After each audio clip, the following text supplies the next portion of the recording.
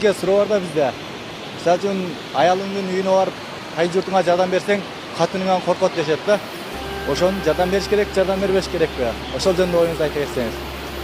Кайын журтка бы? Кагылайын кайын журтка дейт. Кайын журтка жардам бербеш керек. Кайын журт менен сый болуш керек. Кайын журтка жакындабаш керек. Алыс болгула, алыс сый. Сый деген билесиңби? Мында келип калсаң, о, айланып кетейин, кел, чай ич. Кел, овкат ич. Болду, ошол эле. Эч нерсе күйөө балага эч карматпагыла, күрөктү жана шыпыргын эч нерсе. Кел, күйөө бала сен урматтуу, мисалы, пайгамбар сыйлады деп атпайбы күйөө бала? Пайгамбар күйөө баланы сыйлады. Күйөө бала келсе, сыйлагыла, урматтагыла, эч кандай иш кылдырбагыла, овкатын бергиле, подарка бергиле, кетиргиле, эгерде ошондой болсо. Болду. А силер келип, улам менен бара бербегиле. Айтпадым жана, сен күйөө бала өзүңдүн ишиңди.